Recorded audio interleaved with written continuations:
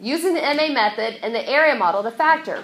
So you are given 8a squared plus 10a plus 3, which is the total area of the area model. We need to figure out what the height and the width is. So in order to determine that, instead of playing the guessing game that we did a while ago, we now have the MA method that can make it a little bit easier for us. So I would recommend having your notes out because it's going to tell you what to do step by step. Step 1, according to your notes, tells you to find the M. Nico, I noticed that you've had the M correctly on your paper, so how did you find the M? It's 8. It's always the first one and the last one. So the first coefficient times the last coefficient, which gets you to 24. Okay, Nico, go ahead and tell me what the A is. 10. 10. So it's going to be your second coefficient. That's step 1. Step 2, find what the MA is. This is when you're going to use your factor sheet. So your factor pair sheet, you're going to look at the M, which is 24, and you're going to see which of those factors of 24 you can then add together to get 10. When you do that, what did you end up with, Nico? 4 and 6. So 4 and 6. So what that means, I can take 4 times 6 to get 24, but then I can add those same numbers together to get 10. Step 1 is complete, step 2 is complete. Paige, what's step 3?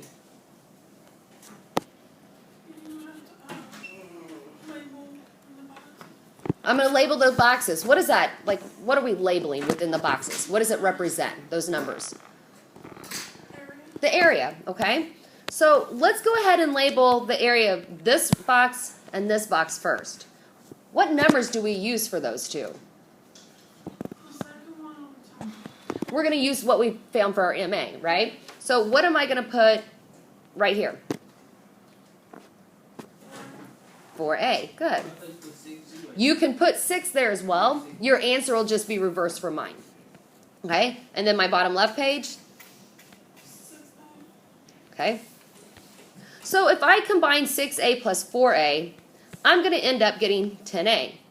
So now I need to label the remaining areas. So what's the area of my first section here? Anybody? Yeah, 8A squared. Bottom right? 3. Okay, step 3 is complete. Moving to step 4. What does step 4 say to do? Stanisha?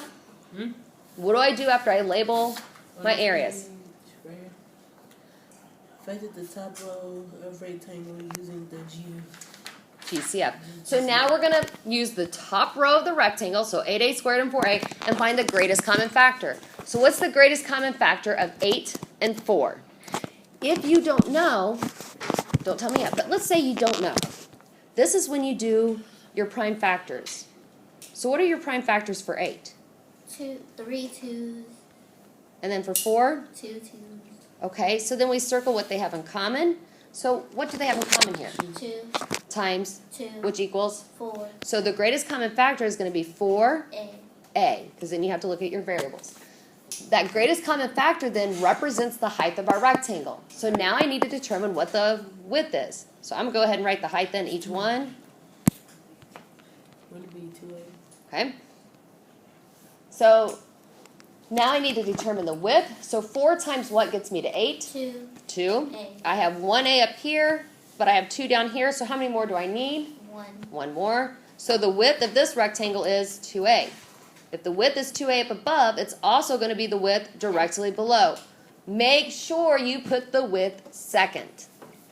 Okay? Now I'm ready to find the width of my second rectangle. So 4 times what gets me to 4? 1. I have 1A up here, 1A down here. Do I need any more? Nope. So the width of this section is 1. So I'm going to bring that down as well. So now I just need to determine the what of my bottom section. I already found the width. The height. Good. So now I think, what times 2A gets me to 6A? 3. If I take 3 times 1, do I get 3? Yes. So my height is, in fact, Ooh, can I do this one? what's my height? 3. So now I'm ready to write my final answer. So Amaya, what's my final answer going to be? Parentheses 4A plus 3 parentheses close parentheses 2A plus 1. And then close. And then box them. That's it. Now, did you keep your 6 on the upper, or did you switch yours? I kept it up. So you did 6. So yours is going to look different. Do you want me to show you? So your answer should end up looking like this. Oh, What the heck?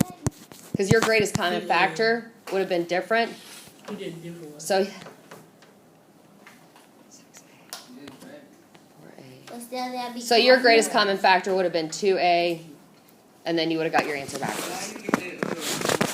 You wouldn't have got the same greatest common factor, because the greatest common factor of 8 and 4 is 4, but if 8 and 6 is 2a. So that's yours would have been a little bit different. And it's okay to do it that way. I'm saying though, how you get that 4A on the outside? You find the greatest common factor of 8 and 4. Okay. All right, that's it. Any questions?